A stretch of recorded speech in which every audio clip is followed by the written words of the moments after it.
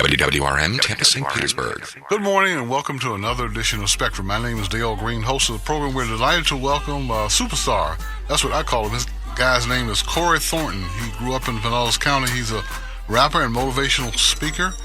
And Corey, welcome to our program. How are you, sir? I appreciate you, Mr. Dayle Greene. I appreciate you taking the time out to have me on your show. Yeah, I looked you up on Google, and I saw something you did on Bay News 9. Oh yeah, there's. And one of the students you talked to in the school said he wanted to be either a rapper like you or either a stockbroker. I thought that was pretty unique. Yes, sir. Yes, How did you get started in this line of work? I was always into music. You know, I guess it pretty much started out when I was in middle school because you grew up here in Pinellas County. Yeah, Pinellas County. I grew up in St. Petersburg all my life, and you know, when I was in elementary, I was bullied, you know, a lot, and that kind of like stirred me into like the wrong path. So when I got into middle school, I connected with a dance teacher called Mr. Payne that taught us jazz and tap, and he taught me jazz and tap. I got really well at it. In order to showcase my talent for the whole school, I had to make sure my schoolwork was done. So I guess that music is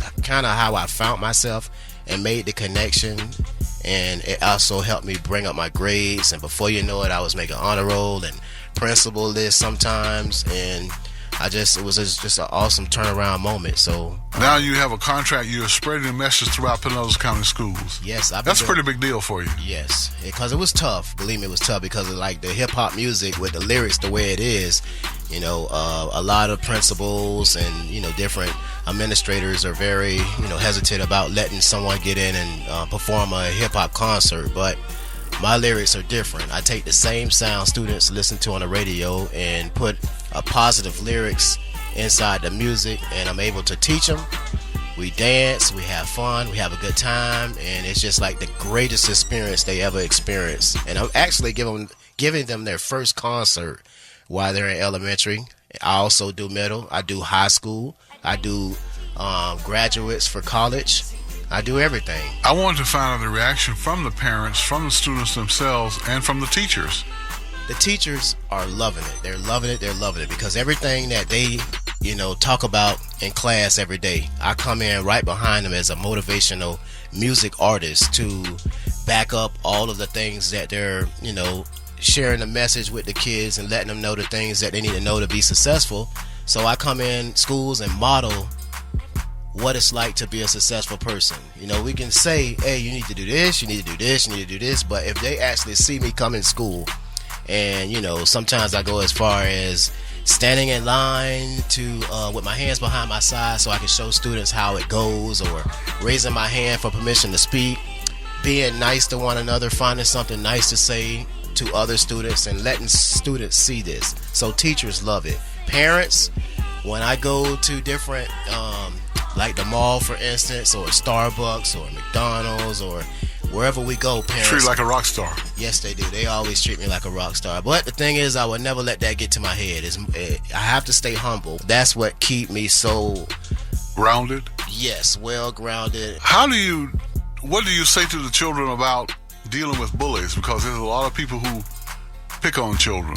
Yes, it's children can say some cruel things and do some cruel things to each other. Yes, they do. It's just like, I mean, I thought we had bullying back in the day when I was going to school, but now with the social media, you know, it's so easy for somebody to cyberbullying. Yes, behind that keyboard with cyberbullying and say mean things about another person, and you know, it's escalated. So what I did is I created a hip hop song called "Don't Bully Me," which it got some worldwide attention. You know, different school districts in other countries have emailed us for us to send them the lyrics in English so they can teach the kids. And you know, once I made that song, it exploded. My schedule exploded. I was all over the place doing different concerts everywhere, making a difference.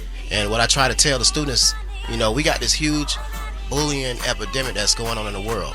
But if we can learn to be nice to each other, be kind to each other, because we're all different, and learn to get along with each other, the world will be a better place. Right. So our slogan is to take a stand, show some love, and spread the peace. As you taking a stand, you're being a leader and showing love to one another, because we all are different. And once you show love, you create a peaceful atmosphere. So that's why we call it take a stand, show some love, and spread the peace. And once you do that, you ought to see how the classroom settings are for a teacher to allow them to teach. It's amazing. In just a few short days, school will be out, and there's always that end of school activity where people, children start talking trash to each other. What I'm going to do to you before the end of school. And tell us how do you talk to them about that? We see it so much right now. I call it end of the year syndrome. Like, we just lose focus. It's like, oh, school's about to be out, so I'm just going to go to school and I'm going to act a fool. I'm going to be mean to the teachers, the students. I'm going to give up in my work. But I try to describe it like this. You can be doing good all year in school, but if you mess up toward the end, it can mess you up going into next year. And, you know, a lot of the things that you say and how you treat people, they're going to carry that with them over the summer. And that's the first thing that they're going to remember when they see you next year. It's just like LeBron James, if he's playing basketball against any team, Chicago Bulls or Golden State Warriors. Yeah, Golden State Warriors, because that's what's going to happen in the playoffs that I'm believing. And like, if LeBron James is playing really hard and then all of a sudden they give up on the fourth quarter, guess what? Golden State Warriors will come back if they're down. And it's vice versa for each team. So that's why I try to tell the students, you know, you got to finish strong. You know, don't give up. Right. School attendance is a big deal also, would you say? Yes, it is. Every day counts. Yes, every day count. I actually, I'm thankful and honored that JWB connected with me to write a song to inspire students to attend school. So we created a song called Every Day Counts, which was a huge hit, a big success. Can you speak some of the lyrics? Gotta get to school, make them days count. Gotta get to school, make them days count. Gotta get to school, make them days count. Gotta get to school, make them days count. If you got perfect attendance in school, go like this, go like this. You must do your best when striving for success. Go like this, go like this. Do what it takes so you won't be late. Go like this, go like this. Attend today and achieve tomorrow. Go like this, go like this. Talking to Corey Thornton, I see on his t-shirt it says CoreyThornton.com. Yes. Don't bully me! Exclamation point. Yes. Mark. Students can go to CoreyThornton.com to actually look up the different things about what I'm doing in the community and in schools and all different events. There's over like 200 to maybe 300 different performances that I've done, you know, when you go to the video link, and also all the music that I create and rap. I loaded up on my SoundCloud page that's connected on my website, so you can listen to all the music for free, you know. So I'm just doing what I can as a music artist to be a leader, give back to students, and help out in the way that I can. In terms of shout-outs, what I asked you earlier, Yes. I saw the reaction from the school superintendent. What shout-outs would you like to give on the program at this time? Your wife is over here acting like paparazzi. Yeah, she's an awesome person. You know, she take care a lot of things for me to make sure I'm well grounded and make sure we stay humble, you know, because you got to be very disciplined in this business. You have to be very focused. And, you know, she's a very strong, loving person. I don't think I could be where I'm at today if it wasn't for my wife. So she's just been a huge blessing and a big help.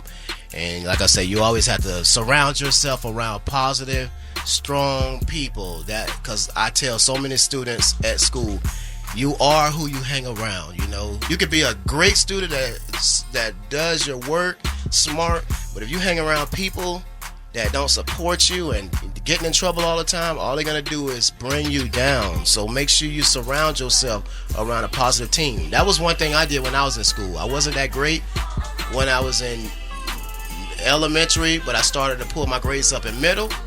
And when I did, I surrounded myself with other people that were doing their schoolwork, and we were competing against each other. There's no way I can hang around successful people and I have a bad report card when we get report cards. I wanted a good report card so I can match up with theirs, and that's what I did. Back then, did you ever see yourself doing this kind of thing? No, actually, I thought I was going to be a barber and cut hair, which I learned to do that anyway.